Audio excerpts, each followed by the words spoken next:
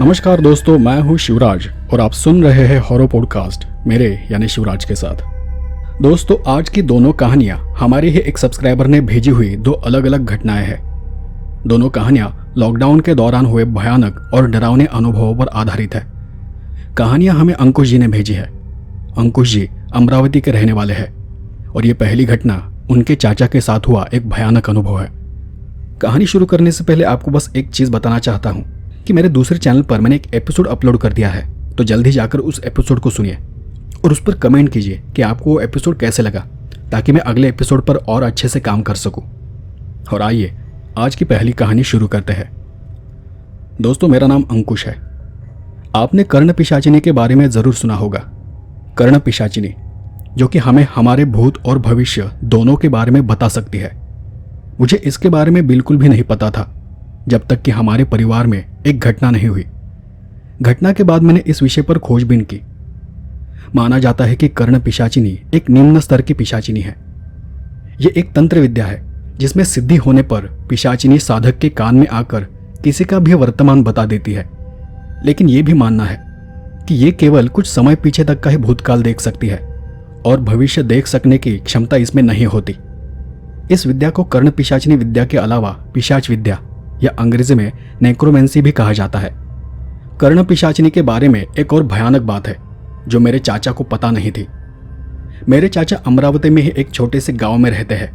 मुझे अच्छे से पता था कि उन्हें जुए की और शराब की लत थी और जिसके कारण उनके घर के हालात बहुत खराब थे। उनके पास न कोई नौकरी थी और न ही कोई अच्छा घर था। यह सब पता होने के बाद भी मेरे पापा यानी उनके बड़े भाई उनका ध्यान रखते थे। जरूरत पड़ने पर चाचा की मदद किया करते थे। मेरी माँ भी उनका साथ देती थी। मेरी माँ खुद एक साधक है, तो वो इन बुरे कर्मों को समझती है।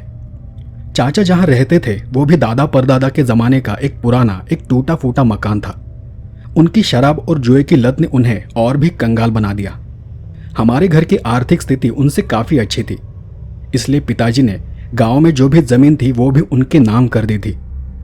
लॉकडाउन लगने के कुछ दिनों पहले हमें पता चला कि शराब और जुए के चक्कर में चाचा के पास जो भी थोड़ी बहुत जमीन थी वो भी उन्होंने बेच दी थी। इसके बाद पिताजी चाचा पर गुस्सा हो गए। चाची मेरे पापा को अक्सर फोन कर उनकी हर हरकतों के बारे में बताया करती थी। पापा ने उन्हें कई बार समझाने की कोशिश की, पर उन पर कोई असर नहीं पड़ा। परिवार में ये सब चल रहा था कि इसी बीच लॉकडाउन लग गया। चाची भी घर छोड़कर चली गई थी। पिताजी ने भी चाचा से बात करनी बंद कर दी थी और लॉकडाउन के खत्म होने के करीब 2 या 3 महीने बाद अचानक एक दिन हमें पता चला कि मेरे चाचा ने बहुत सारी जमीन खरीद ली है, अपने लिए एक बढ़िया सा मकान बनवा लिया है और कुछ दुकान खरीद कर किराए पर चढ़ा दिए हैं। यह सुनकर मेरे घर वाले खुश तो थे, लेकिन हैरान भी थे कि यह सब अचानक कैसे हो गया। पता नहीं था कि उनके पास अचानक इतना पैसा कहाँ से आ गया था। अब चाचा का स्वभाव भी विक्षिप्त और अजीब था। ना वो कभी किसी से ठीक से बात करते थे और न ही किसी को अपने करीब आने देते थे। पिताजी ने भी उन्हें 2-3 बार फोन कर इसके बारे में पूछने की कोशिश की, तो चाचा ने पिताजी को बहुत भला बुरा कहा और गालियां दी और आखिरकार इसलिए हमारे परिवार ने उनसे संबंध तोड़ दिए। पिताजी को उनकी चिंता हो रही थी, इसलिए उस दौरान उन्होंने गांव वालों से भी पूछताछ की, पर गांव वाले खुद हैरान थे और वो खुद नहीं जानते थे कि उनके पास इतना पैसा कहाँ से आ रहा है। पैसा आने के बाद से चाचा ने लोगों से मिलना जुलना भी बंद कर दिया था। एक बात गांव में फैल गई थी कि उन्हें जुए की लत है। वो बहुत जुआ खेलते हैं, तो शायद उन्होंने सारा पैसा जुए में जीता होगा या फिर जरूर वो कोई बुरा या गलत काम कर रहे थे। ऐसे ही काफी दिन बीत गए और एक दिन बीच रात पापा को चाची का फोन आ गया। चाची ने बताया कि पिछले कुछ 10-15 दिनों से चाचा अजीब हरकतें कर रहे हैं। घर में किसी से बात भी नहीं करते, अपने कमरे से बाहर भी नहीं आते। रात में उनके कमरे से जोर जोर से चीखने की, चिल्लाने की आवाज़ें आती है। कुछ पूछो तो जवाब तक नहीं देते। पिताजी को लगा कि जरूर उन्होंने बहुत सारा पैसा कर्जा लिया होगा और अब चुका नहीं पा रहे। बड़े भाई थे, इसलिए उन्होंने गांव जाने का फैसला किया और वो माँ को अपने साथ लेकर उसी रात गांव चले गए। जब पिताजी गांव उनके घर गए तो चाची ने बताया कि 1 महीने पहले यहाँ रहने वो वापस आ गई थी। चाचा ने ही उसे फोन करके वापस बुलाया था। वो खुद ये धन दौलत, ये बड़ा घर और गाड़ियां देखकर चौंक गई थी। पर जब भी चाची ने उनसे पूछा तो वो कहते थे कि तुम पैसों की चिंता मत करो, मेरे हाथ पैसे का पेड़ लगा है तुम बस बोलती जाओ। पर अजीब बात यह थी कि वो कभी भी चाची को उनके कमरे में नहीं जाने देते थे। खुद ताला लगाकर चाबी अपने पास रखते, और इतना ही नहीं बल्कि उन्हें धमकाया भी था कि अगर किसी ने कमरे में जाने की कोशिश की तो उसे मार देंगे। अचानक 15-20 दिन पहले उन्होंने घर से बाहर जाना ही छोड़ दिया। फिर धीरे धीरे कमरे से बाहर निकलना भी बंद हो गया। पहले पहले खाना भी वो अपने कमरे में ले जाकर अकेले ही खाते थे, लेकिन अब पिछले 5 दिनों से न उन्होंने कुछ खाया है और न ही कुछ पिया है। कुछ पूछो तो बस जोर से चिल्लाते हैं। एक बार गलती से उन्होंने कमरे का दरवाजा खुला छोड़ दिया था, तो चाची ने कमरे में झांक कर देखा। तब देखा कि वो कमरे के कोने में घबराए हुए बैठे थे और अपने कानों पर हाथ रखकर जोर जोर से चिल्ला रहे थे, किसी पर चीख रहे थे। और चाची को देखते ही वो उस पर चिल्लाने लगे, उसे धक्का देकर घर से बाहर निकाल दिया। चाची को तो समझ नहीं आ रहा था कि वो ऐसा क्यों कर रहे हैं। मेरी माँ एक साधक थी, तो उसे पता था कि यह कोई बीमारी नहीं है, कोई अलग ही मामला है। वो देखकर ही समझ गई थी कि उनके पीछे जरूर कोई बुरी ताकत है। फिर भी पिताजी ने डॉक्टर को बुलाया और चाचा का इलाज शुरू किया। चाचा ने दवाई खाने से भी इनकार कर दिया। आखिरकार माँ ने अपने पहचान के एक साधक को फोन लगाया और उन्हें तुरंत गांव आने के लिए कहा। उन साधक के आने के बाद पिताजी और साधक चाचा के कमरे में चले गए। पहले तो उन पर बहुत चिल्लाए, उन्हें गालियां देने लगे, इतना बुरा बर्ताव किया कि जैसे मेरे पिताजी कोई दुश्मन हो। उसके बाद भी पिताजी और साधक पीछे नहीं हटे। करीबन आधे घंटे तक पूछताछ करने के बाद दोनों कमरे से बाहर आ गए। तब साधक ने घर वालों को बताया कि चाचा किसी कर्ण पिशाचिनी के कब्जे में है।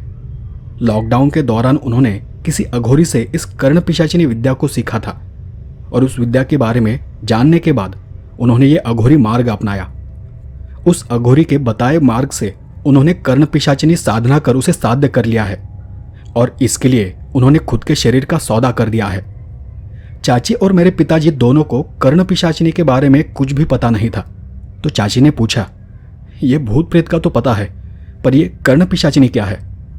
साधक ने बताया कि वो एक अघोरी विद्या है। कर्ण पिशाचिनी एक तंत्र विद्या है। एक खास तरह की साधना करने के बाद कोई भी इंसान कर्ण पिशाच या पिशाचिनी को प्राप्त कर लेता है, और फिर ये कर्ण पिशाचिनी उनके कान में आकर भविष्य में होने वाली घटनाएं बताती है। कोई कोई तो उन्हें देख भी सकता है, लेकिन ऐसा नहीं है कि वो सिर्फ अच्छी बातें बताती है। ये पिशाच या पिशाचिनी बुरी बातें भी बताती है। जो भी आदमी अपना कोई काम करना चाहता है, ये कर्ण पिशाचिनी उन्हें पहले ही बता देती है कि वो काम सफल होगा या नहीं। लेकिन जब पिशाचिनी गुस्से में होती है, तब ये अक्सर नकारात्मक और बुरी बातें बताती है। मतलब कोई भी इंसान इन्हें अपना गुलाम नहीं बना सकता। शुरुआत में ये सब चीजें अच्छी लगती है, इनमें मजा आता है, लेकिन जब बार बार उसकी आवाज कानों में सुनाई देने लगती है तो जीना मुश्किल हो जाता है, क्योंकि चाहकर भी हम उन आवाजों को बंद नहीं कर सकते, उन्हें रोक नहीं सकते। उसे रोकने का कोई उपाय नहीं है। चाची ने उनसे फिर पूछा, कोई तो उपाय होगा? तो उस साधक ने कहा, इस अघोरी विद्या के समय उन्होंने खुद ही अपने आप को अर्पण कर दिया है। अब इसमें उन्हें कोई नहीं बचा सकता। और हुआ भी वही। उसी रात चाचा के कमरे से जोर जोर से आवाजें आने लगी, अजीब अजीब चीखने की आवाजें। और उसके बाद जब कमरा खोल कर देखा गया तो चाचा फांसी पर लटक रहे थे। उन्होंने फांसी लगाकर आत्महत्या कर ली थी।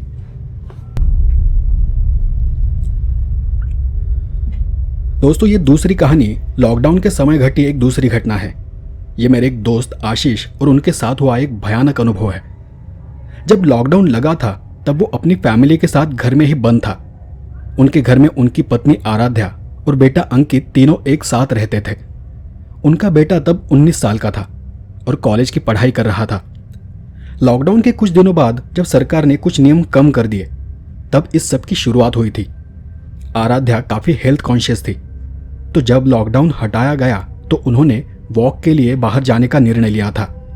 लेकिन कोरोना की वजह से वो भीड़ में नहीं जाना चाहते थे, इसलिए उन्होंने सोचा कि रात को 10 बजे के बाद जब सब कुछ शांत हो जाता है तब जाना ठीक होगा। इससे उन्हें बीमारी का डर भी नहीं रहेगा।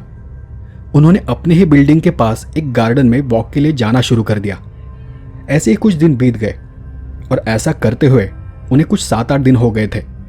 और एक रात चलते चलते अचानक आराध्या की तबीयत खराब हो गई उसने कहा कि उसे चक्कर आ रहा है, उल्टी जैसा हो रहा है। उसे पता नहीं था कि उसे क्या हो गया था। आशीष आराध्या को घर लेकर आ गया।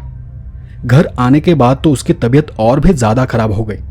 उसे सांस लेने में तकलीफ हो रही थी। अब कोरोना के कारण वो अस्पताल जाने को मना कर रही थी। इसलिए आशीष ने अपने पहचान के एक डॉक्टर को घर बुला लिया। डॉक्टर ने आराध्या को चेक किया और कहा कि कुछ ज्यादा नहीं है, बस बीपी हाई हो गया है, बाकी दूसरे कोई लक्षण नजर नहीं आ रहे। डॉक्टर ने उन्हें दवाई दी और वहां से चले गए। आधी रात हो गई थी। दोनों पति पत्नी अपने कमरे में सो रहे थे और उनका बेटा एक दूसरे कमरे में सोया था। बीच रात अचानक आराध्या उठकर बैठ गई और जोर जोर से आवाज करने लगी।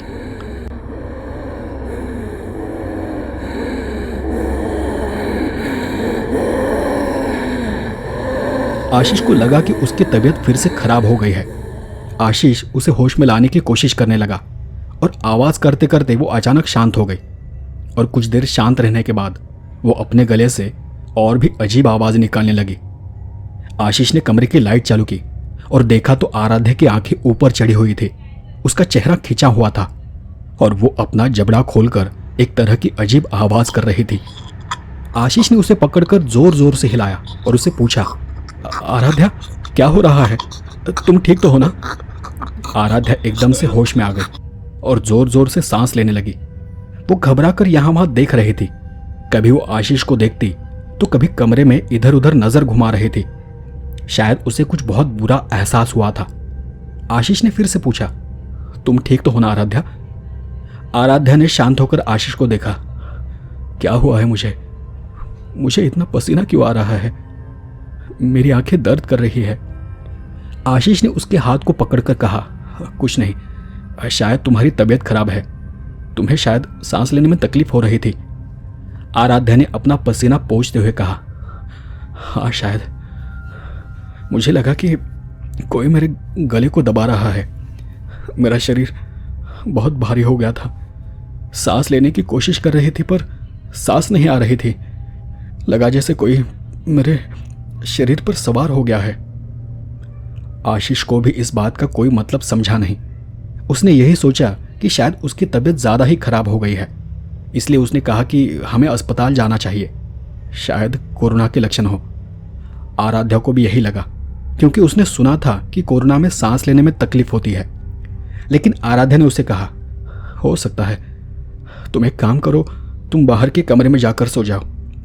जब तक मेरी जांच नहीं होती हमें कोई भी रिस्क नहीं लेना चाहिए। आशीष भी आराध्या की बात से सहमत था, तो वो अपना बिस्तर लेकर बाहर हॉल में सोने चला गया। हॉल में सोने के बाद उसने 3-4 बार कमरे का दरवाजा खुलते हुए देखा। आराध्या बार बार कमरे से बाहर निकलकर घर से बाहर कहीं चली जाती थी और कुछ देर बाद वो वापस घर के अंदर आ जाती। आशीष ने 1-2 बार उसे आवाज भी दी पर उसने कोई जवाब नहीं दिया। आशीष को यह लगा कि शायद कोरोना का नाम सुनकर वो घबरा गई होगी और इसलिए ताज़ी हवा खाने के लिए वो बाहर जा रही है। और फिर आशीष ने उसे ज़्यादा परेशान नहीं किया। सुबह हुई तो आराध्या नॉर्मल थी। उसने बताया कि उसे अब ठीक लग रहा है। आशीष ने उसे कहा कि एक बार अस्पताल चलकर चेक कराते हैं, तो आराध्या ने कहा कि उसे अब कोई तकलीफ नहीं है, वो बढ़िया फील कर रही है।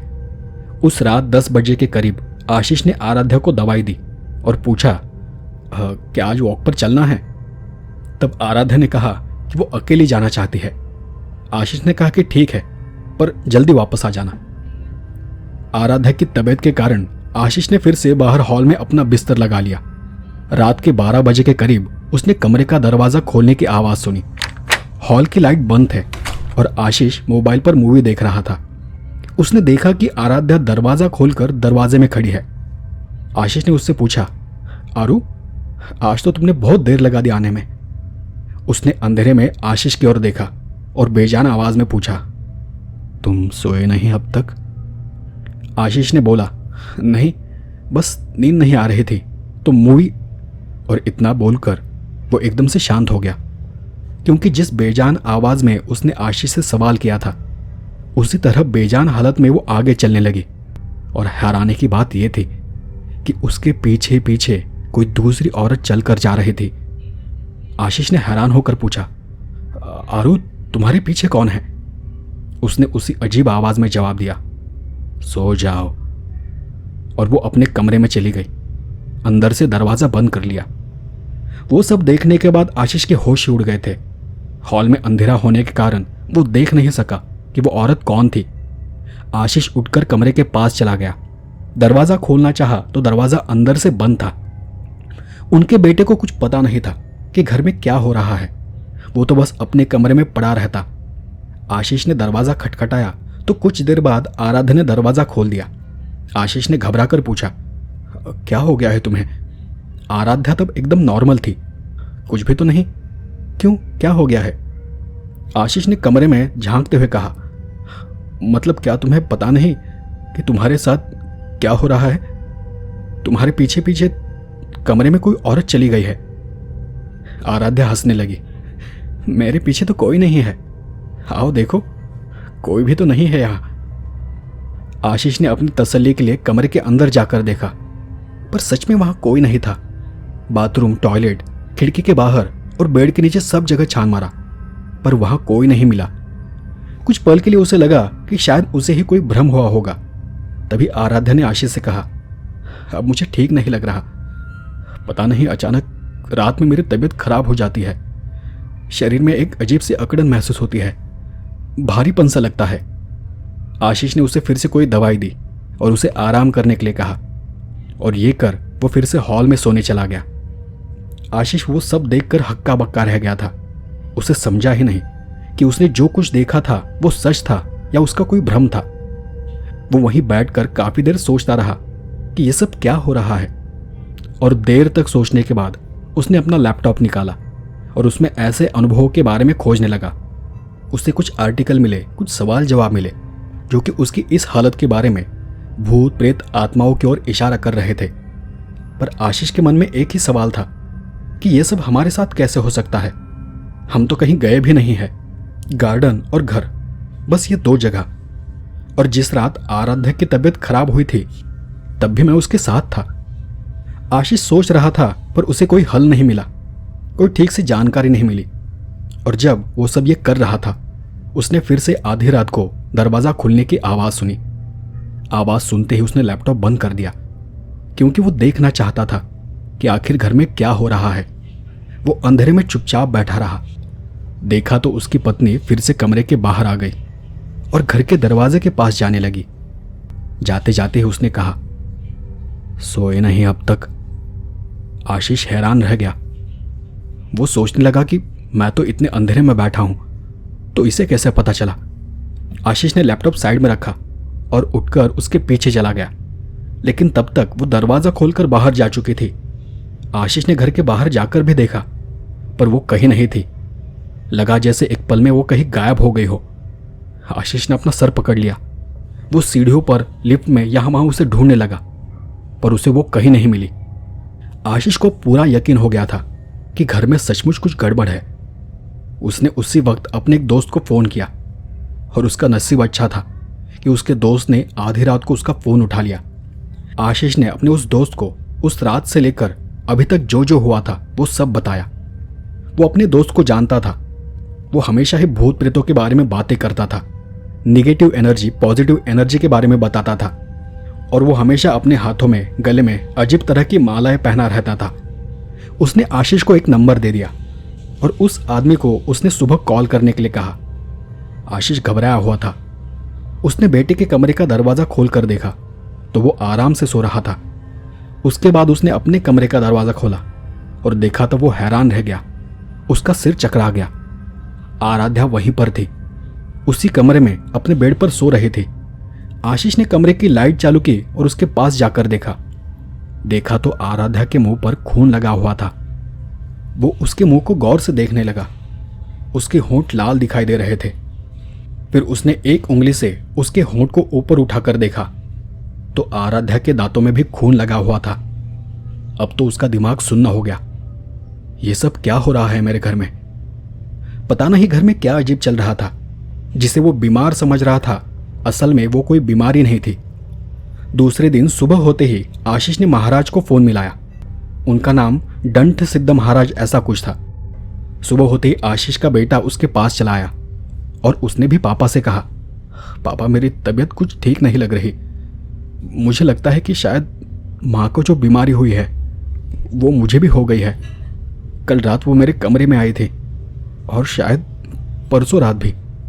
तब से मेरी हालत खराब है। आशीष ने अपने बेटे अंकित को समझाया और उसे कमरे में आराम करने के लिए कहा। लेकिन आशीष ने अपने बेटे को उन सिद्ध महाराज के बारे में और रात में होने वाली घटनाओं के बारे में कुछ भी नहीं बताया, क्योंकि वो अपने बेटे को डराना नहीं चाहता था। दोपहर होते होते वो सिद्ध बाबा महाराज उनके घर चले गए। बेटा तब भी अपने कमरे में था, आराध्या अपने कमरे में थी। वो सिद्ध महाराज के आने के बाद आशीष ने उन्हें वो सब बताया जो अब तक हुआ था। वो सोफे पर बैठे बैठे कुछ ध्यान लगाकर बैठ गए और उन्होंने सबसे पहले आराध्या को बाहर लाने के लिए कहा। महाराज को देखकर सबसे पहले तो वो उन पर चिल्लाने लगी, पर आशीष ने उसे समझाया कि तुम्हें नहीं पता कि घर में क्या क्या हो रहा है। रात में मैंने क्या क्या देखा है। पिछले 2 दिनों से यह सब चल रहा है।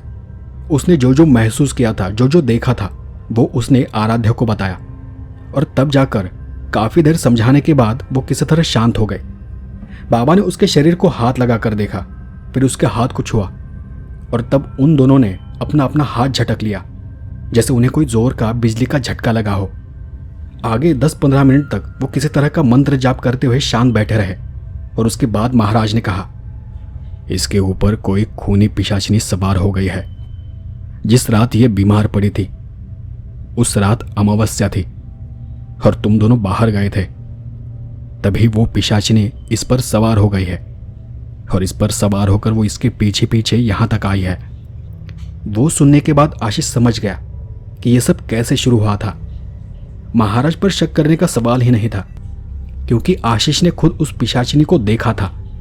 सिद्ध महाराज ने उसके हाथ पर एक धागा बांध दिया और एक लोहे की धारदार चीज को किसी काले फल में घोंपकर कुछ मंत्र जाप किया।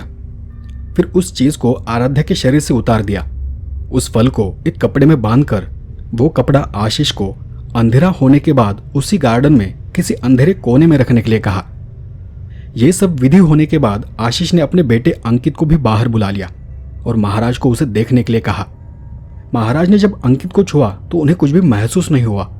महाराज ने यह कहा, इसके साथ कोई बुरी ताकत नहीं है, शायद ये सच में बीमार है। अंकित की हालत सच में बहुत ही खराब लग रही थी। अब तो वो सुबह से भी ज्यादा बीमार लग रहा था। आंखें नीचे उतर आई थी, बेजान थी, चेहरा सफेद पड़ चुका था। खड़ा भी रहता तो ऐसा लगता जैसे उसमें कोई जान ही ना हो। आशीष ने महाराज का दिया फल घर में किसी कोने में छुपा कर रख दिया और शाम तक आराध्या को उस पर नजर रखने के लिए कहा। और उसके बाद आशीष अपने बेटे को उसी वक्त डॉक्टर के पास लेकर चला गया। डॉक्टर ने जब अंकित की जांच पड़ताल की तो पता चला कि उसके शरीर में अचानक खून की बहुत ज्यादा कमी हो गई है। आराध्या की बीमारी के चक्कर में उनका अंकित की तरफ ध्यान ही नहीं गया था। डॉक्टर ने उनसे इतना ही कहा कि उसके शरीर में इतना कम खून है कि शायद वो मर भी सकता है, और इसलिए डॉक्टर ने तुरंत उसे सलाइन लगाए, खून चढ़ाया। 8 घंटे अस्पताल में रहने के बाद वो वापस घर जाने निकले, क्योंकि वो कोई बड़ा अस्पताल नहीं था। डॉक्टर ने उन्हें अगले दिन फिर से आने के लिए कहा और आशीष अपने बेटे अंकित को लेकर वापस घर चला गया।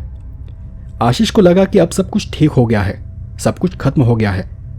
घर आया तो उसे याद आया कि महाराज ने जो फल बांधकर रखने के लिए दिया था वो अभी भी घर में है। रात को 11 बजे के करीब आशीष उस फल को कपड़े में बांधकर घर से बाहर ले गया।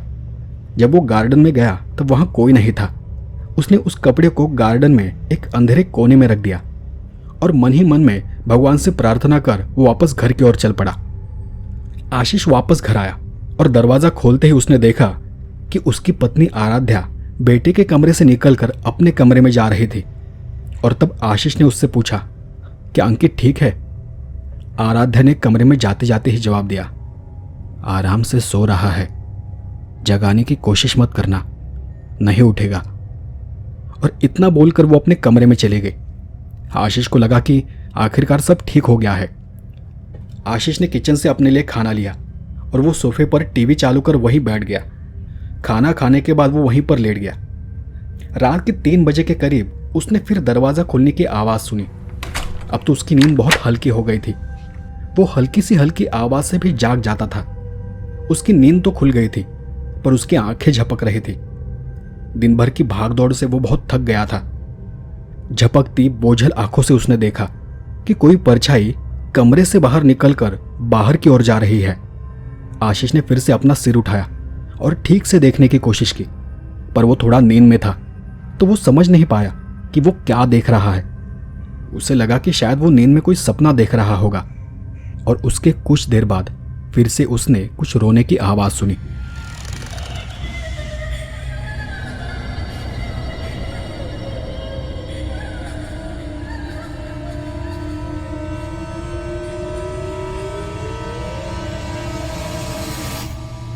उस आवाज को सुनकर वो जाग गया और उठकर दरवाजे के पास जाकर खड़ा हो गया। देखा तो आराध्या दूर अंधेरे में अकेले ही खड़ी होकर रो रही थी और सीढ़ियों पर खड़ी होकर नीचे कुछ देख रही थी। आशीष थोड़ा और बाहर चला गया और चुपके से झुककर सीढ़ियों पर देखने की कोशिश की। तब उसे ऊपर देखती हुई दो अजीब और भयानक आंखें दिखाई दी, एक भयानक मुस्कान के साथ। पर जैसे ही आशीष उसे देखने के लिए और आगे बढ़ा तो वो झट से पीछे हट गई। आशीष तेजी से आगे चला गया। देखा तो वहां कुछ भी नहीं था, सीढ़ियों पर कोई नहीं था। लेकिन तब आराध्या एकदम से शांत हो गई, ऐसे जैसे वो नींद में चलकर आई हो। आशीष ने उसे दूर से ही आवाज दी, आराध्या, क्या तुम नींद में हो? आराध्या ने झट से पीछे मुड़कर देखा। एक पल के लिए उसकी आंखें अजीब सी चमकी और फिर से नॉर्मल हो गई। आशीष को कुछ अजीब महसूस हुआ। फिर भी वो आराध्या को लेकर घर में चला गया और उसे कमरे में सुला दिया। दूसरे दिन सुबह सुबह आशीष ने सिद्ध महाराज को फिर से फोन किया और जल्द से जल्द घर आने के लिए कहा। उसने बेटे के कमरे में झांक कर देखा तो वो आराम से सो रहा था। कुछ घंटे भर में महाराज घर आ गए। महाराज ने फिर से आराध्या के हाथ को छूकर देखा, पर इस बार उन्हें कोई भी झटका नहीं लगा। महाराज परेशान हो गए और उनका चेहरा चिंतित हो गया। आशीष ने महाराज से पूछा, महाराज क्या हुआ है? महाराज ने उसी चिंतित भाव से कहा, आशीष, तुमने मुझे फोन कर बताया था कि कल रात वो पिशाचिनी फिर यहां आई थी। तुमने खुद उसे देखा था। आशीष ने कहा, हाँ, कहा तो था। महाराज ने फिर अगला सवाल किया, क्या तुमने वो काला कपड़ा अंधेरा होते ही समय पर उसकी जगह पर रख दिया था ना, जैसा मैंने तुम्हें बताया था? आशीष ने थोड़ा झिझकते हुए कहा, हाँ, मतलब मैंने उसे सही जगह पर तो रख दिया था, लेकिन आपको तो पता है कि कल मैं बेटे को लेकर अस्पताल गया था, तो वापस आने में बहुत रात हो गई, इसलिए मैं समय पर उसे रख नहीं सका। लेकिन मैं आधी रात होने से पहले कपड़े को वहां रखकर वापस आया था। महाराज और चिंतित हो गए और उन्होंने कहा, नहीं, कुछ तो गड़बड़ है, कुछ तो बहुत बुरा हो चुका है। वो पिशाचिनी अब यहां नहीं है, उसकी ऊर्जा आसपास कहीं भी नहीं है, और वो इस उपाय के कारण यहां से नहीं गई है, क्योंकि तुम्हारे उपाय करने से पहले ही वो घर में प्रवेश कर चुकी थी। शायद वो इसलिए गई है क्योंकि उसका काम पूरा हो गया है। तब आशीष ने थोड़ा खुश होते हुए कहा, यह तो अच्छी बात है कि वो चली गई है, तो फिर इसमें घबराने वाली बात क्या है, और उसका कौन सा काम पूरा हो गया है?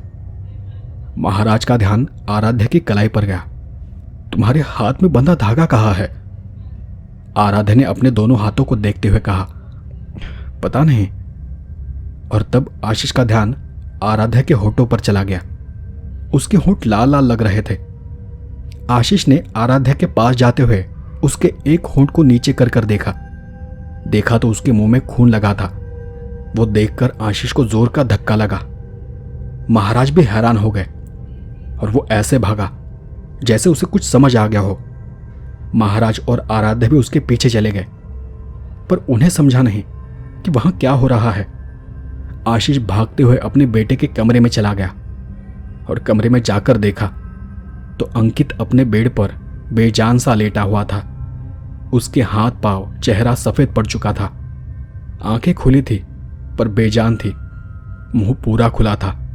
हाथ पैर सिकुड़े हुए थे, सफेद पड़े थे। और अपने बेटे की वो हालत देख आशीष समझ गया कि उस पिशाचिनी ने कल रात ही घर में आकर अपना काम खत्म कर लिया था। रात ही उसने अंकित का सारा खून चूस लिया था, क्योंकि उसे पता था कि उसे बांधा जा रहा है, और इसलिए बंधन लगने से पहले ही वो अपना काम कर कर यहां से चली गई थी। आशीष के लिए यह बहुत बड़ा धक्का था। उस घटना के बाद उसकी पत्नी आराध्या भी सदमे में चली गई।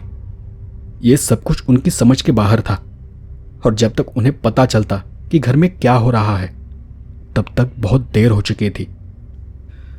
तो दोस्तों, ये थी आज की दोनों कहानियाँ। आपको ये दोनों कहानियाँ कैसी लगी मुझे कमेंट कर ज़रूर बताएं। और हाँ, मैंने मेरे दूसरे चैनल पर एक कहानी अपलोड की है, एक पहला एपिसोड अपलोड किया है, तो जाकर उस एपिसोड को ज़रूर सुनिए और वो एपिसोड आपको कैसा लगा मुझे ज़रूर बताएं ताकि मुझे आगे काम करने में अच्छा लगे। तो चलिए, आज के लिए बस इतना ही। मिलते हैं अगले एपिसोड में ऐसी ही किसी डरावनी कहानी के साथ। तब तक के लिए धन्यवाद।